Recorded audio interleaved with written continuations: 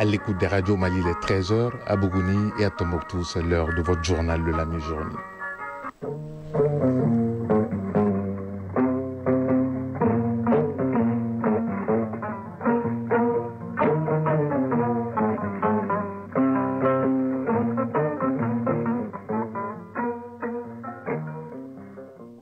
Le journal, Ousmane Daou. Mesdames et messieurs, bonjour. À la une de ce 13h, les douaniers maliens s'érigent chaque jour en rempart de l'économie malienne avec des saisies de produits alimentaires et non alimentaires impropres à la consommation. Les gabelous viennent d'incinérer 350 tonnes de produits dans le cadre du 65e anniversaire de la douane malienne. Pendant ce temps, à Tombouctou, l'UNICEF vole au secours des académies d'enseignement avec la remise de kits scolaires d'une valeur de plus de 150 millions de francs CFA. À Bougouni, les leaders communautaires de 12 villages sont à l'école de la fondation V4T Academy. Il s'agit de leur donner les ficelles et les arcanes sur la procédure du concours en ligne entre les collectivités territoriales à travers le programme de gouvernance locale. Hors du Mali, le Burkina Faso est déstabilisé par certains de ses pays voisins, notamment la Côte d'Ivoire. Ces propos sont du capitaine Ibrahim Traoré, président du Faso, lors de l'interview qu'il a accordée à la presse pour ses 3 ans au pouvoir. En Guinée, la présidentielle est prévue le 28 décembre prochain, après le oui de la nouvelle constitution du pays. Et puis au Cameroun, après l'ouverture de la campagne présidentielle, l'opposition a renserré pour battre le président sortant Paul Biya, qui est encore candidat pour un nouveau mandat à la tête du pays. En sport, compétition africaine des clubs de football, ça passe pour le stade malien Bamako en Ligue des Champions, idem pour le Djoliba AC en Coupe de la Confédération. Pendant ce temps en Europe, place demain à la deuxième journée de groupe de la Ligue des Champions. Mais d'ici là, le week-end a été marqué par quelques championnats avec des faits marquants et des matchs très rythmés et animés. Rendez-vous en fin de journal pour tout le sport et ce sera avec Fotiki Tunkara. Lundi 29 septembre 2025, mesdames et messieurs, bonjour et bienvenue. Merci d'avoir choisi Radio Mali pour vous informer. Je le disais dans les titres, la Direction générale des douanes a procédé à l'incinération de plus de 350 tonnes de produits impropres à la consommation. Il s'agit essentiellement de médicaments contrefaits, de boissons alcoolisées, de produits chimiques et alimentaires. L'opération d'incinération qui entre dans le cadre de la célébration du 65e anniversaire des douanes s'est déroulée dans la commune rurale de Diogar, cercle de Kati. L'objectif visé par cette incinération est de lutter contre la fraude et protéger les populations contre la mauvaise alimentation. Incinération suivie par Mohamed Kayantaou. La mauvaise alimentation coûte plus cher que la bonne, dit-on. Les soldats de l'économie s'insurgent contre cette pratique depuis belle lurette. La Direction générale des douanes a procédé à l'incinération de plus de 350 tonnes de produits prohibés. C'est la commune rurale de Diogar qui a servi de cadre pour la destruction de ces produits. Produits composés essentiellement de médicaments, de boissons alcoolisées, de palettes d'eau minérale, de tisanes, d'engrais biologiques, de tabac et de produits alimentaires pour près de 19 000 colis. Mohamed Agboya, DGA des douanes. Inscrit dans le cadre des missions traditionnelles de l'administration des douanes, au titre de ces missions, la réalisation des recettes douanières, la protection de l'économie nationale et la réalisation des réformes douanières. Dr Abdoulaye Guindo, président de la commission de destruction. Il est aujourd'hui incinéré les médicaments et les produits pharmaceutiques qui sont impropres à la consommation. C'est une activité réglementaire dans le sens où il est recommandé de façon internationale et de façon nationale de détruire tous les produits avariés et périmés afin que la population soit protégée. Saluant la population pour sa coopération, le directeur général adjoint des douanes profite de l'occasion pour rappeler quelques exploits de sa structure. Mohamed Agboya. En 1990, l'administration des douanes a recouvré 34 milliards sur les 12 mois de l'année. En 2024, c'est 883 milliards de francs CFA qui ont été recouvrés sur l'année 2024. Et à titre de comparaison, si on prend l'année 2025, le seul mois de juillet, l'administration des douanes a réalisé un record de 85 milliards 78 millions. Les prévisions de 2025, c'est 876 milliards. Et celles de 2026, 976 milliards. Elles ont été augmentées de 100 milliards sur une année. Mais nous, en tout cas, pour ce qui nous concerne, nous sommes engagés plus que jamais à l'atteinte de ces objectifs. Le colonel-major Mohamed Agboya rassure les consommateurs de la disponibilité de la Direction générale des douanes quant à la lutte contre la consommation des produits prohibés et impropres. De Diogar Kati, nous nous rendons à Bougouni, en 15e région. Là-bas, la fondation VKT Academy contribue à l'amélioration de la gouvernance locale. Pour ce faire, elle vient d'organiser un atelier de partage d'expériences du concours de transparence à l'intention des leaders communautaires de 12 villages de la région de Bougouni. Il s'agit d'édifier les participants sur les procédures d'un concours allié entre les différentes collectivités territoriales couvertes par le programme de gouvernance locale redevable. Le point à Bougouni, c'est avec Agali Agissa. La bonne gouvernance locale est le socle d'un développement durable. C'est pourquoi la Fondation VKT Academy, à travers son programme de gouvernance locale redevable, PGLR+, joue sa partition. La Fondation et le projet Corday viennent d'organiser un atelier de partage d'expériences du concours de transparence. Modibo Gali-Sissé, coordinateur national de la Fondation VKT Academy. Le PGLR+ est un programme qui intervient dans 240 communes au centre et au nord du Mali. Parmi les axes du programme, il y a le concours de transparence exécuté dans les 240 communes. Ainsi, nous avons décidé de faire comprendre à nos partenaires de la nécessité d'intervenir à Bougouni. Quant au représentant du maire de la commune urbaine de Bougouni, Brima Djekti, il a salué cet espace d'échange, un cadre qui a regroupé les participants venus des 12 villages couverts par le programme PGLR+, dans la région de Bougouni, et des experts chargés d'expliquer les principes d'évaluation du concours. Les maires et les populations doivent travailler ensemble. La redevabilité doit être mise dans la gestion de la mairie, rendre compte aux communautés de la gestion chaque année, faire intervenir les jeunes, les femmes dans les prises de décision. Lamine Konati, directeur régional de la jeunesse et des sports de Bougouni. C'est pour amener nos élus locaux et nos chefs de services publics et privés vraiment à améliorer leur gestion afin quand même qu'on puisse prétendre au développement. Les débats entre experts, participants et certains lauréats du concours permettront d'éclairer sans nul doute la lanterne des leaders communautaires. Rappelons que le projet VKT est financé par le Royaume des Pays-Bas. Bougouni, Agali Agissa, Djibril Bagayogo pour l'ORTM. En 13e région, Djoïla, c'est les actes citoyens qui sont menés à travers les travaux de la clôture de l'amphithéâtre des jeunes de la localité. Ces travaux ont débuté hier à la faveur de la 11e édition des vacances citoyennes. Et les travaux sont exécutés par les jeunes de la Confédération AES en marge. Ils ont aussi pris part à une conférence sur les dangers de la drogue et les substances nuisibles. Moustapha Doumia pour les détails. La confection des briques en ciment destinées à la clôture de l'amphithéâtre de Djoïla, c'est la première activité de ce deuxième jour du séjour des jeunes du Mali et de l'AES à Djoïla, une activité au programme de cette 11e édition des vacances citoyennes. L'initiative est à la fois symbolique et importante pour le Conseil régional de la jeunesse qui voit un de ses rêves se réaliser. Djeneba Djakite, présidente du Conseil régional de la jeunesse de Djoïla. Ces vacances citoyennes ont permis de transformer le cadre de vie à Fana et Djoïla, construire un terrain de basket à Fana et faire la clôture. La deuxième activité du jour est une conférence au débat portant sur la drogue et les substances nocives. Elle est animée par un expert en la matière, un thème d'actualité qui a permis d'accroître les connaissances des jeunes sur la drogue et les produits nocifs. Alfousseni Diallo, participant de Ségou. L'avenir d'un pays revient à la jeunesse. Nous ne pourrons pas parler de cet avenir tant que cette jeunesse n'est pas consciente. Et en parlant de conscience, vraiment, on a besoin d'être en bon état dans tous les sens. Parlant de ce sens, je crois que la consommation de la drogue n'a aucun impact positif sur l'avenir de la jeunesse. Baba Mahmoud Arbi, conseiller technique au ministère de la Jeunesse et des Sports. C'est l'avenir du Mali. Il faut vraiment prendre garde afin que les jeunes, nos jeunes, les jeunes Maliens, nos enfants puissent vraiment être préparés avec un corps sain dans un esprit sain. Les vacances citoyennes se poursuivent dans le Baninko avec au programme des activités sportives, des conférences et des travaux d'investissement humain. Djoïla, Moustapha Doumbia et Alassane Sangaré pour l'ORTM. Radio Mali à Tombouctou et environ 99,9 MHz en FM. Et dans la cité des 333, 6e région, plus de 150 millions de francs CFA.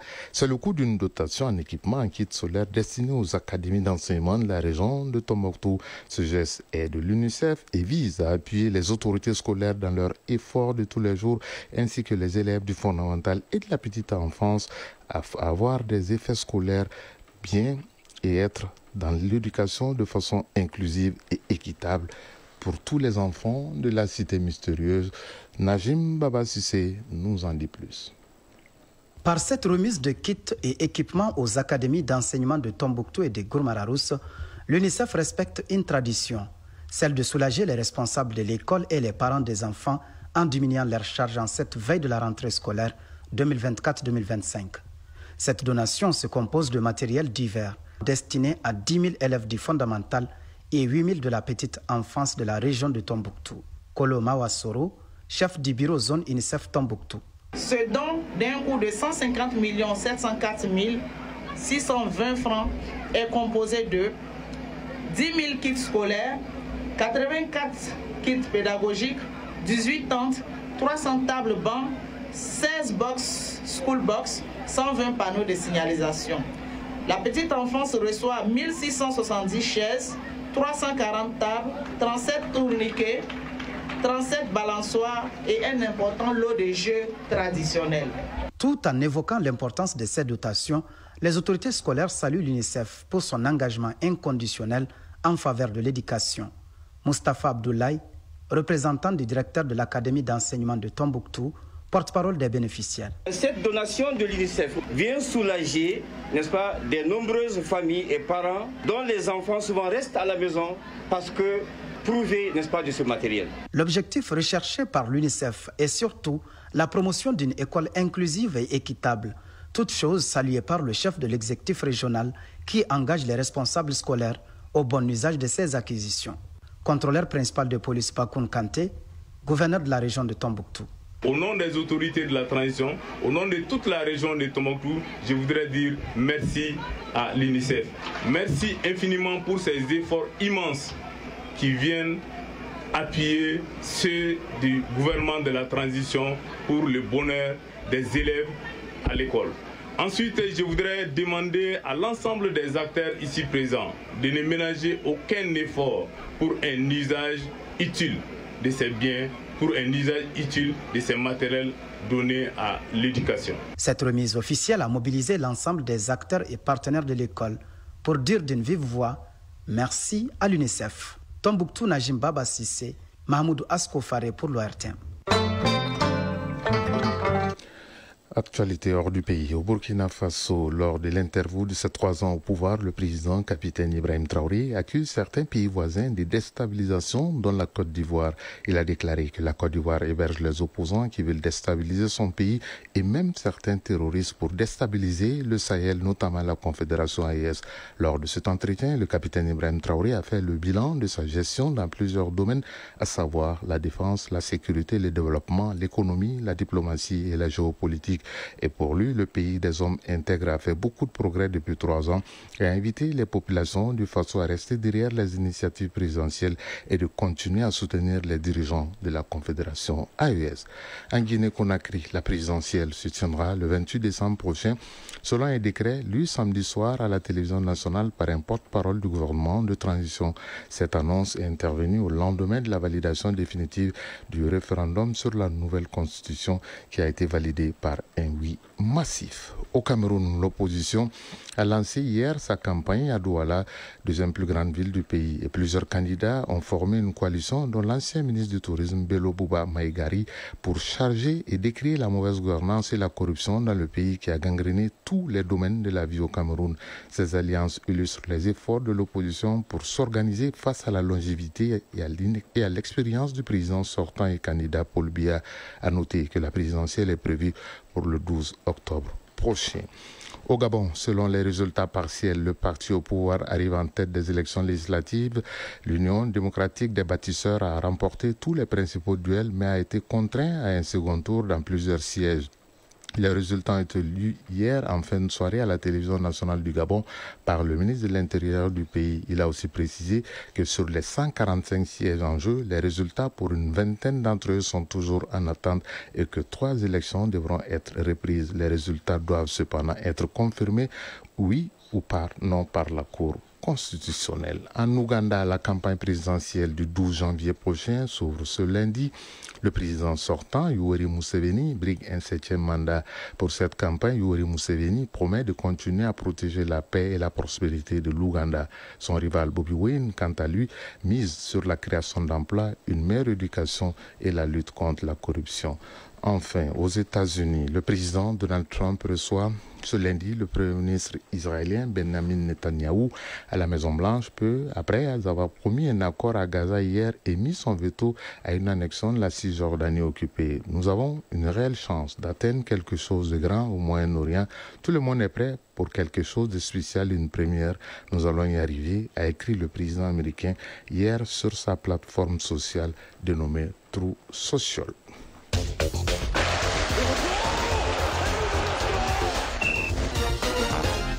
Vous l'avez compris, ce générique annonce bien entendu la page sportive de ce 13h passé de 16 minutes. Et pour l'animer, c'est Foutigi Tunkara qui est là en direct. Foutigi, bonjour et bienvenue. Bonjour Ousmane, bonjour à tous. Merci de m'accueillir dans ce studio. Le Djoliba AC se qualifie pour le second tour préliminaire de la Coupe de la Confédération. Match retour du premier tour préliminaire. Les Rouges ont battu hier Abia Warriors du Nigeria par le minimum 1-0. Oui, bonne opération des Rouges qui valide l'article pour le second tour préliminaire de la Coupe de la Confédération. Au compte du match retour du premier tour préliminaire, le Djoliba AC a battu Abia Warriors du Nigeria par le minimum d'1-0. C'était hier au stade de Mamadou Konaté. But inscrit à la demi-heure de jeu par Rai Sissé. Déjà tributaire d'un nul d'un but partout à l'aller au Nigeria, les Rouges achèvent le travail à domicile 1-0. Le résumé de la rencontre avec Ardu Matina. Engagé cette année en Coupe de la Confédération, contrairement à l'année dernière où il a participé à la Ligue des Champions et réalisé une performance historique en atteignant la phase de groupe de la prestigieuse compétition, une première pour un club malien, le Djoliba Athletic Club recevait ainsi le club nigérian d'Abia Warriors ce dimanche au compte de la manche retour du premier tour préliminaire de la Coupe de la CAF. En ballottage favorable suite à son match nul, un but partout au Nigeria il y a une semaine, le Djoliba Athletic Club, avec un effectif assez remanié cette année et un nouvel entraîneur, démarre fort la rencontre. À force de pousser les Rouges de Bamako, vont réussir à ouvrir le score. À la suite d'un énorme travail de Mohamed Lamine Sissoko, à la 31e minute, Rai Sissé, idéalement servi, plat du pied, bat le portier nigérian. 1-0, score à la pause. De retour de la mi-temps, le match est âprement disputé. Les Djolibis vont connaître des petits moments de faiblesse et l'équipe d'Abia Warriors, qui va avoir quelquefois la maîtrise du jeu, va tenter d'égaliser, mais en vain. Les Rouges de Bamako vont se réorganiser et reprennent le jeu à leur compte et passent à côté de l'aggravation du score plusieurs fois. Finalement, la partie se termine par ce score d'1-0 en faveur des Rouges de Bamako. Boudo Mouri, entraîneur du Djoliba Athletic Club. Il fallait déjà chercher à sauver l'essentiel pour nous se qualifier.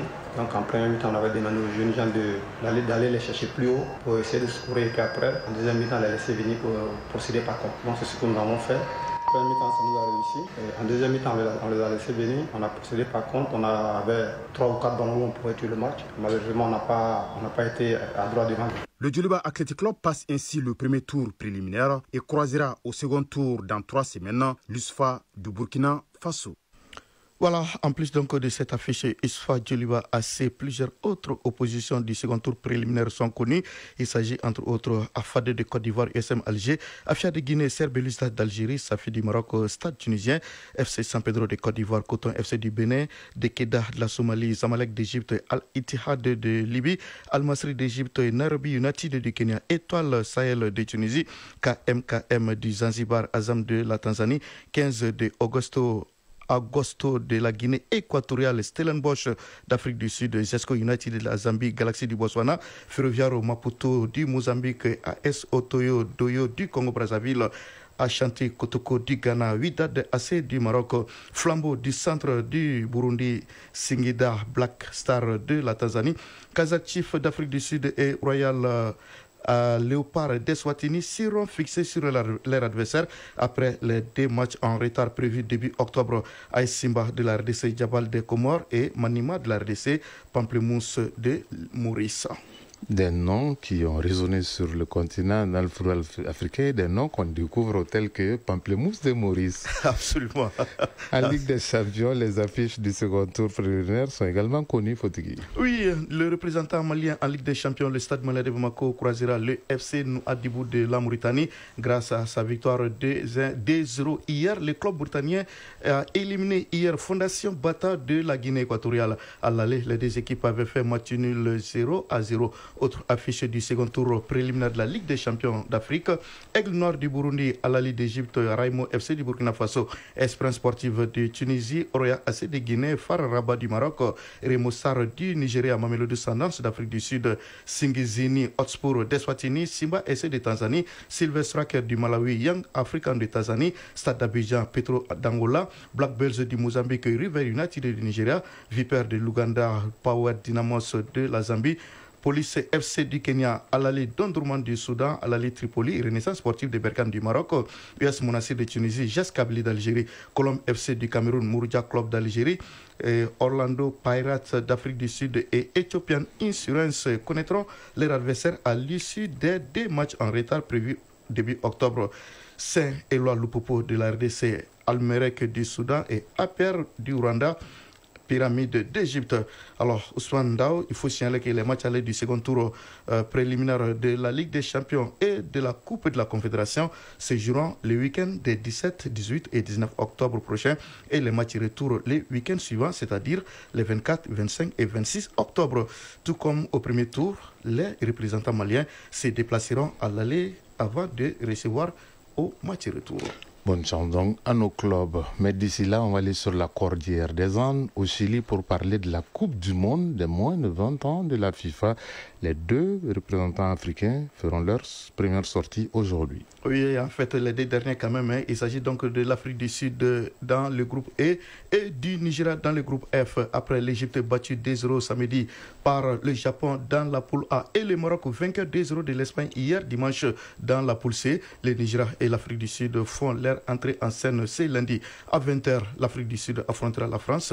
À la même heure, le Nigeria jouera contre la Norvège. À 23h, il y aura États-Unis, Nouvelle-Calédonie et Colombie, Arabie Saoudite. Le Mali n'a plus participé à la phase finale du mondial U20 depuis Pologne 2019 où l'on est tombé en quart de finale 4-2, c'était contre l'Italie. Alors que c'est une compétition dans laquelle on avait été 2 fois 3e mondial également. On se souvient de cette magnifique génération des Seydou en 99 au Nigeria et celle de 2017 en Nouvelle-Zélande. Absolument, avec Fanyeri, si je ne m'abuse. Oui, 2 fois meilleur joueur du monde, Seydou Traoré et Adama Traoré. Ah oui. Seydou Keita et Adama Traoré. Ah oui, absolument. Que de souvenirs. En Europe, le week-end a été marqué par les championnats. Avec vous, focus sur quelques faits marquants dans les 5 grands championnats. On commence d'abord par l'Italie. Le Milan AC, votre Milan a pris donc les commandes pourtant. L'équipe était en infériorité numérique hier. Au compte donc de la 5e journée de la Série A, les Rossoneri se sont emparés de la tête du championnat grâce à leur victoire 2-1 sur le champion en titre Naples qui a vu revenir donc dans ses talons, sur ses talons, la Roma, vainqueur de Hellas Vérone 2-0. Sassuolo a donc dominé Udinese 3-1. Au compte de la 7e journée de la Liga espagnole, le FC Barcelone a également frappé un grand coup en disposant de la Real Sociedad 2-1. Les Catalans chippent la première place du classement au Real Madrid, battu samedi 5-2 par Atlético Madrid. Elche a gagné contre Celta Vigo 2-1. Vallecano a perdu contre le FC Séville 1-0. La 5e journée de la Bundesliga allemande a été marquée par le match très prolifique entre Mönchengladbach et Eintracht Francfort, soldé par le score de 6-4 pour Eintracht Francfort. Pourtant, en déplacement, il n'y a pas eu donc de surprise. Les favoris ont assumé leur statut. Le Bayern a dominé Werder Bremen 4-0. Dortmund a gagné à Mayence 2-0. La 6e journée de la Première Ligue anglaise a été marquée samedi par la défaite du leader Liverpool 2-1 à Crystal Palace. Arsenal en a profité et s'est plus rapproché et s'est un peu plus rapproché en s'imposant hier à Newcastle 2-1. Aston Villa a disposé des Flammes 3-1. On note également le revers 3-1 de Chelsea à domicile face à Brighton. Manchester United a perdu à Brentford 3-1. Manchester City a disposé de Burnley 5-1 avec un doublé d'Erling Haaland à la 90e minute et dans les temps additionnels et un autre doublé du français Maxime Estève, le défenseur de Burnley qui a donc marqué contre son camp au 12e et 65e minute de jeu. Sacrée performance quand même. Hein. Alors, au compte de la 6e journée de la Ligue 1 française, c'est dimanche, Paris FC avec Amari Traoré et Noah Diko, entré en cours de jeu, donc aller accrocher Nice un but partout. Brest avec Kamori Doumbia, mais sans Amidou Makalou et Doda Guindo, est resté sur le banc, s'est imposé 2-0 à Angers avec Ousmane Kamara, mais sans le gardien Oumar Pouna est resté sur le banc. Lyon avec le gardien Lassine Diarra a gagné 1-0 à Lille. Metz avec Bouakar Traoré, El Feno est accroché par le Havre avec Foudé Doucouré, entré en cours de jeu. Lens avec Mamadou Sangaré Gaucher a accroché et Rennes 0-0. Auxerre avec la Sénégal a perdu contre le PGD à 0. Nantes avec Amadi Camara, sorti à la 46e minute de jeu, a décroché le nul début partout à Toulouse. Après les championnats, place à partir de demain à la deuxième journée de la phase de groupe de la Ligue des Champions ou phase intégrale avec la nouvelle formule. Absolument, cette première partie donc de la deuxième journée du groupe de la Ligue des Champions d'Europe de football prévoit demain mardi 9 rencontres au programme. Les Italiens d'Atalanta accueilleront les Belges du club Bruges à 16h45 minutes. Les Kazakhstanais de Kairat Almaty recevront les Espagnols du Real Madrid à 16h45 minutes également. Les Espagnols de l'Atlético Madrid seront face aux Allemands de Eintracht Francfort à 19h. Les Norvégiens de Bodo Glimt seront opposés aux Anglais de Tottenham à 19h, temps universel. Les Anglais de Chelsea affronteront les Portugais de Benfica à 19h également. Les Turcs de Galatasaray joueront contre les Anglais de Liverpool à 19h. Les Italiens de l'Inter Milan croiseront les fers avec les Tchèques de Slavia Prague à 19h. Les Français de Marseille en découdront avec les Néerlandais d'Ajax Amsterdam à 19h également. Les Chypriotes de Paphos seront aux prises avec les Allemands de Bayern Munich à 19h. Alors Ousmane, pour terminer, Coupe du Mali de handball, l'édition 2025 connaîtra son épilogue cet après-midi dans la salle Abdallah Mahaman Aïdra du stade du 26 mars de Irmadio. Chez les dames, le SIG de Caille affrontera le COL à 15h30 puis à 17h, l'ISWAS en découdra avec le COL chez les hommes. Merci Fotiki Tunkara pour cette page sportive bien remplie. Lundi oblige puisqu'on sort d'un week-end de sport partout à travers le pays, également à travers le monde. Merci. Absolument. Mais votre programme ne s'arrête pas puisque vous allez présenter ce soir l'émission sportive Score sur ORTM 1 avec beaucoup de disciplines au menu. Donc rendez-vous avec Fotiki Tunkara à partir de 21h30 sur ORTM 1. À 13h passées de 27 minutes à Dramani, région de Kaye, tout comme à Logo-Kakoulou. Ce journal prend fin. Il vous a été présenté par Ousmane Daou. Réalisation, Soumaou Aïdara. Mise en onde, Fousseini Sissoko, Abse Traoré. Mise en ligne, Sekou Traoré, Bekay Sissé. Prochain rendez-vous avec l'actualité, c'est à 19h30. Vous serez en compagnie de Kouma Sissé. Si vous êtes à table, bon appétit. Si vous avez fini de manger, bonne digestion.